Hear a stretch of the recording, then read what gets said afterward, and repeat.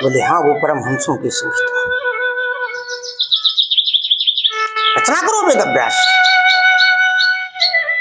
और तुम जानते हो मुझे, अहम पुरातीत भवे भवमुने दासस्य सुतस्य अस्सन वेदवादिना, कि पूर्व जन्म में मैं दासी का पुत्र था, संतों के पास गया, संतों की शरण में गया, संतों की कृपा से संतों ने मुझे एक मंत्र दिया, जाते समय वासुदेव मंत्र दिया, और उस मंत्र का मैं जाप करते करते करते करते एक दासी पुत्र देव ऋषि बन गया। तुम भागवत की रचना नहीं कर सकते हो, रचना करो। नारद जी ने चतुर्श्लोकी भागवत की बड़ी सुंदर व्याख्या की। वेद में बहुत सुंदर व्याख्या है चतुर्श्लोकी भागवत। सृष्टि के शुभारंभ में पहले कुछ नहीं था, सृष्टि थी ही नहीं।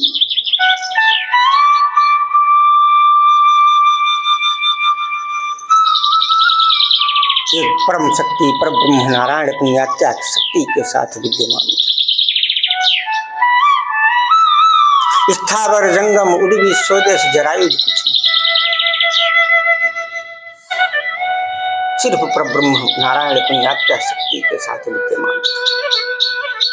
वेद में लिखा है कि एक दिन नारायण के मन में इच्छा हुई कि सा अकामेत एको हम बहुश्याम,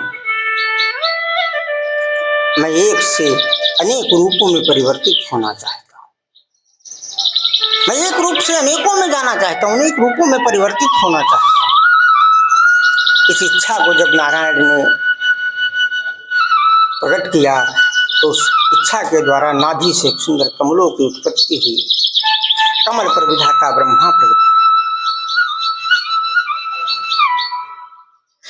ब्रह्मा प्रकटे, चार मुख दिए ब्रह्मा को, चारों दिशाओं में देखने की, दसों दिशाओं में देखने की सामर्थ्य दी, शक्ति दी विधाता ब्रह्मा को। लेकिन ब्रह्मा जी ये समझ नहीं पाए कि मैं कौन हूँ, कहाँ से आया हूँ, कहाँ जाना है, हूँ कहना क्या।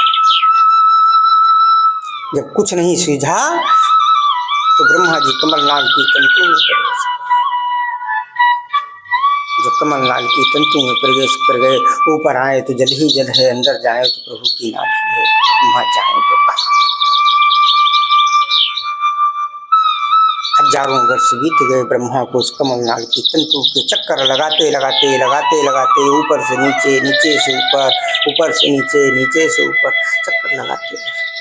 कुछ समझ में नहीं आया कि मैं कौन हूँ, कहाँ से आया हूँ, मेरा प्राकट्य कैसे हुआ है, मैं कौन हूँ। पर ब्रह्म नारायण को दया आई।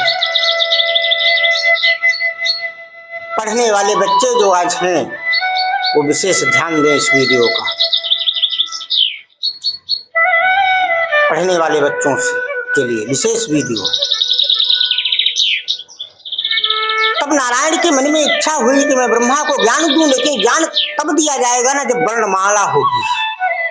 वर्णमाला के बिना कुछ संभव नहीं। हम लोग का खा गा घा पढ़ते हैं, दुनिया की विद्या उसी से बनती है। का खा गा घा पढ़ते हैं, ये विद्या कहाँ से आई, कैसे आई। सर्वप्रथम परब्रह्म नारायण ने वर्णमाला की रचना की, स्पर्श वर्णों को बनाया।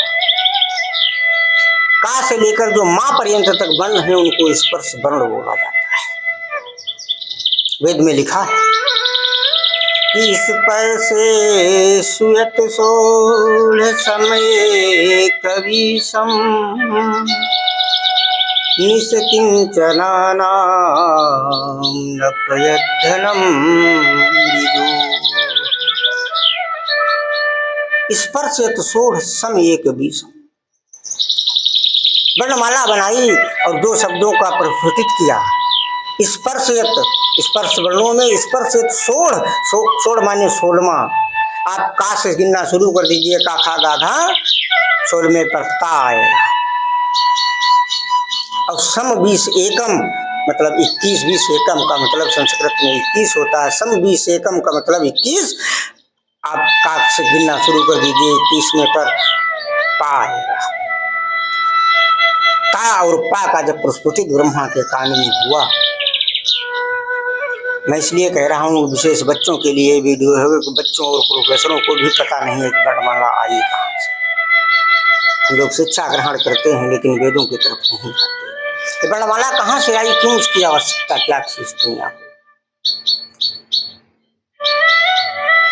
दो जब जब शब्द ब्रह्मा के कान में पड़े ता और पा, ब्रह्मा ने उसका योग किया, जोड़ा, तब तुरंत तप शुरू कर दिया।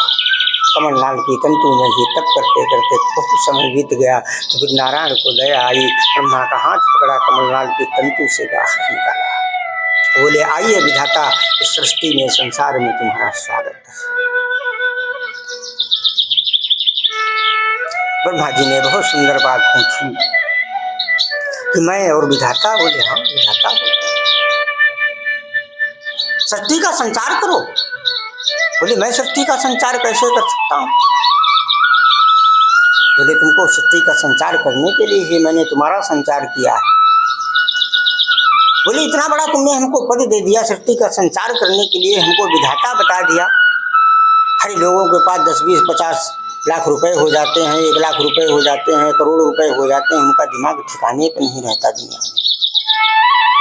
और तुमने मुझे इतना बड़ा पद प्राप्त करवा दिया विधाता। बोले हाँ।